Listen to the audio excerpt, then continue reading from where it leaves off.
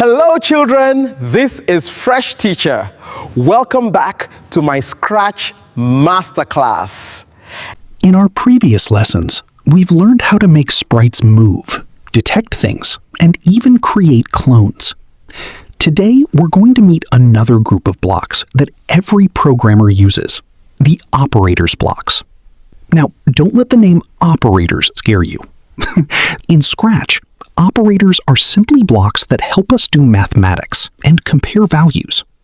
Think of them as little problem solvers. Whenever Scratch needs to answer questions like, is 2 plus 2 equal to 4? Which number is bigger? What is 10 minus 3? Is this answer correct? The operators blocks are the ones doing all the thinking behind the scenes. Today, we're going to use them to create a fun little maths quiz. Let's get started. As always, our friendly Scratch cat is ready for another adventure. This time, instead of running around the stage, we're going to see how clever our cat really is. Can it ask us a maths question? Let's teach it how. Go to the Events category. Find the block when space key pressed. Drag it into the coding area. This block tells Scratch to start our program whenever we press the spacebar on the keyboard. Simple. Now, let's make our cat ask us a question. Go to the Sensing category.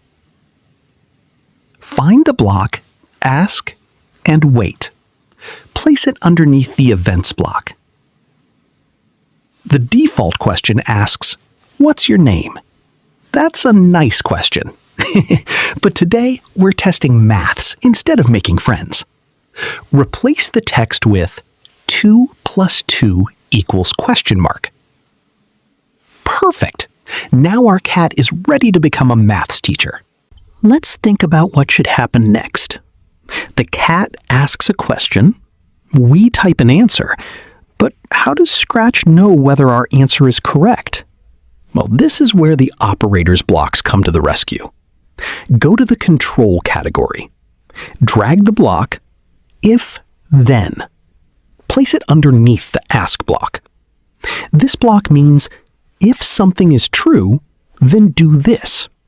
But what exactly should be true? That's what we'll tell Scratch next. Go to the Operators category.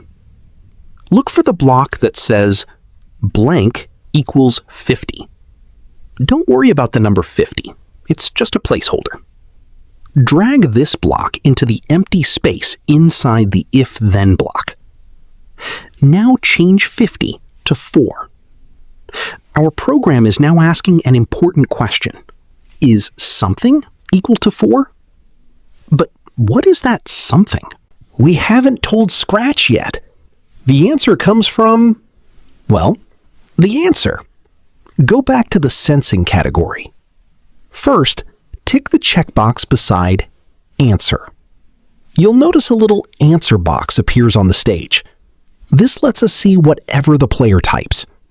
Now, drag the answer block into the empty space on the left side of the equals block. Our comparison now says answer equals 4. In other words, did the player type the number 4? Now Scratch knows exactly what to check. But what should happen if the answer is correct? Let's make our cat celebrate. Go to the Looks category.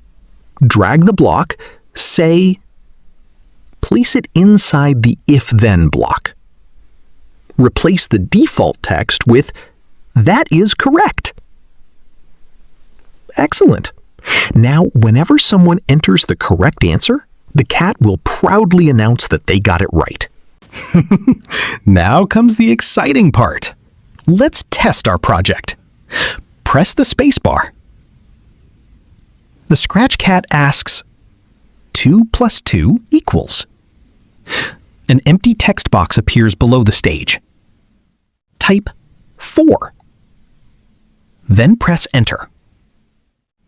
Look at that! The answer appears inside the answer box on the stage. Our operators block compares the answer with the number 4. And because it's true, the cat happily says, "That is correct." Brilliant! Our little maths quiz works perfectly. But what if the answer is wrong? This time, press the spacebar again. But instead of typing 4, type 5. Then press Enter.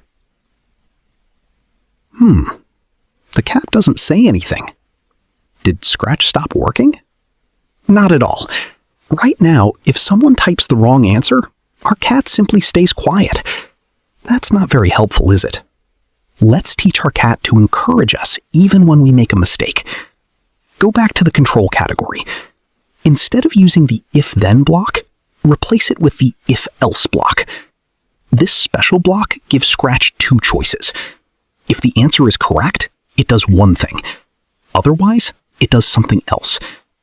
Our answer equals 4 condition stays exactly the same. Leave the say that is correct block in the top part of the if-else block. Now let's tell Scratch what to do when the answer isn't correct.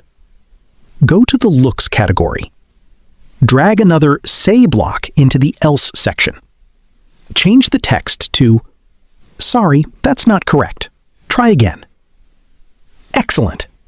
Now our program can respond to both correct and incorrect answers. Let's test it one more time. Press the spacebar. The Scratch Cat asks, 2 plus 2 equals. This time, type 5. Then press Enter. Look at that! Instead of saying nothing, the cat now says, sorry, that's not correct. Try again. Now press the spacebar once more and enter 4. Fantastic! That is correct. Our Scratch Cat can now encourage us whether we get the answer right or wrong. That's exactly how many quizzes and educational games work. And last but not least, that's how computers make decisions.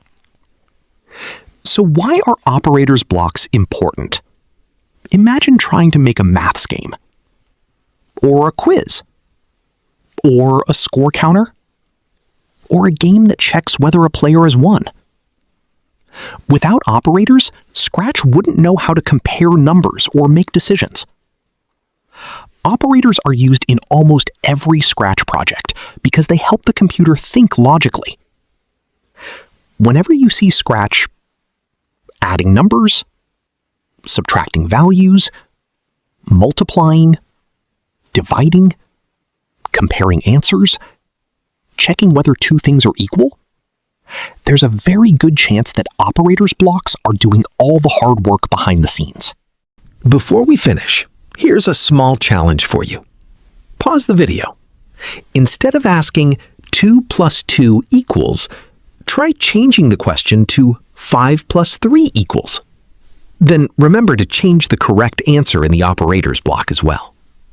Can you make your own maths quiz? Try different questions and see if your program still works. Experimenting is one of the best ways to become a great Scratch programmer. In the next lesson, we'll discover another exciting Scratch feature and build something even more fun together. Until then, keep experimenting, keep creating, and remember, every expert programmer was once a beginner who wasn't afraid to drag that very first block. And as always, I'll see you in the next lesson. Enjoying my lessons? Hit the subscribe button and join our adventure. Learn to code, create, and share with us.